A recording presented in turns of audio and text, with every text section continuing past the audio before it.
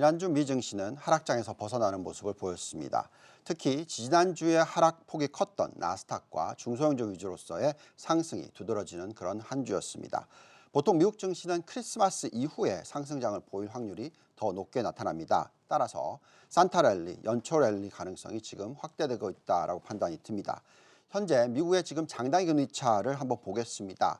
큰 폭으로 하락하는 모습에 대해서 굉장히 많이 걱정을 했지만 지금 하락 추세가 멈추고 0.79%에서 안정을 찾고 있는 모습을 보여주고 있습니다.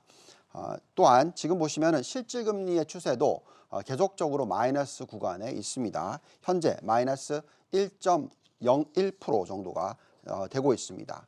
장단기 금리 차가 안정을 찾고 또 실질금리 또한 마이너스 1% 수준에서 큰 변화가 없는 상황에서는 향후 마이너스 금리가 또한 추가로 확대가 되기보다는 점차적으로는 축소가 될 수 있는 가능성, 그런 쪽으로의 방향이 틀어진다면 향후 미국 증시가 추가 상승을 할 수 있는 가능성은 충분히 있다라고 판단을 하고 있습니다.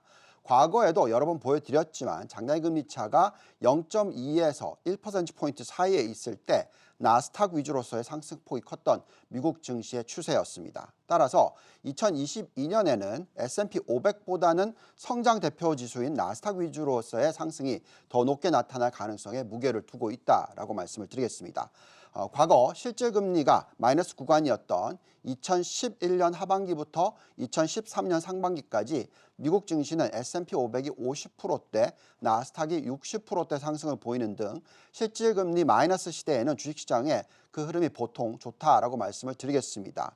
지금부터 내년 1월 4분기 실적 발표 시기까지 상승장이 지속될 가능성은 점차적으로 상존하고 충분히 있다라고 판단이 듭니다.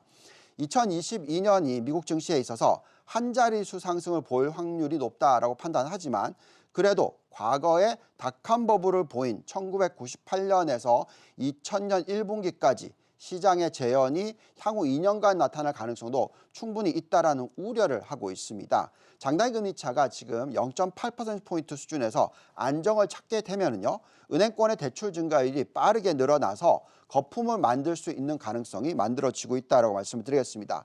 최근 이 추세를 보시면은 미국의 여신 증가율이 작년 동기 대비해서 8.92% 상승하면서 4월 바닥 4%대 성장률에서 빠르게 상승을 하고 있다라고 말씀을 드리겠습니다. 특히 지금 미국 은행권의 연체율이 1980년대 이후에 역대 최저치인 1.28%가 나오고 있는 것을 감안을 하면 낮아진 예대 마진, 그러니까 장단기 금리 차가 축소가 됐기 때문에 마진이 축소가 되면 추가적으로 대출 증가율을 높여서 수익을 증가시키려고, 수익을 유지시키려고 하는 미국 은행권의 모습이 나타날 수도 있습니다. 물론 지금 이 연체율이 낮은 부분이 대출을 많이 해줘서이다라고 생각할 수도 있겠으나 과거에 보시면 4%대 성장률에서 이제 겨우 9%대 성장률로 올라오고 있는 부분이라서 충분히 은행권에서 대출을 늘릴 수 있다라고 판단이 듭니다. 또한 이런 부분은 어디에서 판단할 수가 있냐면 자기자본 비율이라고 하는 티어 1 비율에서 나타납니다. 자, 티어 1 비율이라는 것은요, 자기자본 나누기 위험가중성 자산을 보는 숫자입니다. 이 숫자가 높으면 높을수록 그만큼 은행권의 펀더멘탈이 튼튼하다는 것이고요. 대출을 더 많이 해줄 수 있는 여력이 있다라는 부분입니다. 자, 지금 보시면 지난 2, 4분기 3, 4분기 보시면 15.7%서 역대 최고치의 숫자를 보여주고 있습니다. 자, 낮은 연체율의 자본율도 높다라는 것은 그만큼 대출 증가율이 높아질 수 있는 가능성이 높아지는 것이고요. 이는 미국의 이 예대율이 지금 어느 정도 낮아지는 부분에 있어서 완충 작업을 할 수 있기 때문에 경기 부양과도 이어질 수 있는 부분이 되겠습니다. 자, 이렇게 되면 거품 증시가 나타날 가능성이 충분히 있다라는 부분을 생각하게 됩니다. 아까 말씀드렸듯이 2022년에는 S&P 500에 대한 상승에 대한 기대치를 좀 낮추라고 말씀을 드렸지만 이렇게 보면은 나스닥의 어떤 업사이드가 그 리스크가 더 높다라고 판단할 수도 있겠습니다.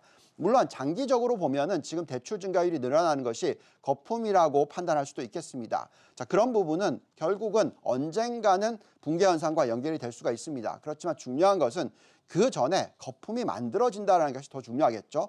섣불리 매도하는 전략을 펴다가는 굉장히 큰 어려움에 봉착할 수도 있다라고 말씀을 드립니다. 자, 2022년 안정적인 상승장이 올 가능성과 거품잠이 올 가능성을 같이 생각하시면서 시장을 들여다봐야 된다라고 말씀을 드립니다. 자, 그렇다면 2022년에 미국 증시에 어느 정도의 상승 여력이 있을지를 한번 잔존가치 모델상으로 들여다보겠습니다. 내년도 2022년은 S&P 500은 8.4% 정도의 상승을 보일 것이다 예상을 하고 있습니다.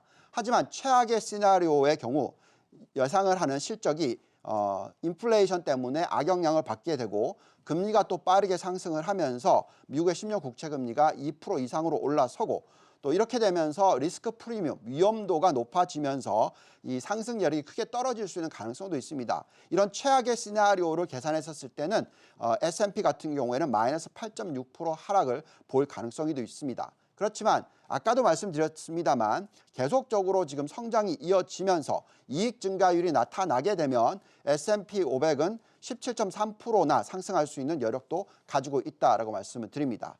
자, 똑같은 논리로 잔존 같은 모델상 미국의 나스닥을 한번 들여다보겠습니다. 나스닥은 2022년에 20% 이상의 상승 여력을 가지고 있다라고 지금 판단하고 있습니다. 아까도 말씀드렸듯이 최악의 시나리오로 봤었을 때 미국의 10년 국채 금리가 2% 이상 올라가고 나스닥에 대한 리스크 프리미엄을 더 높게 잡아서 7%를 반영시키게 되면 상승 여력은 크게 떨어지고 그렇지만 그래도 마이너스 숫자가 아닌 3%대 상승률을 볼 수 있다라는 최악의 시나리오가 만들어집니다.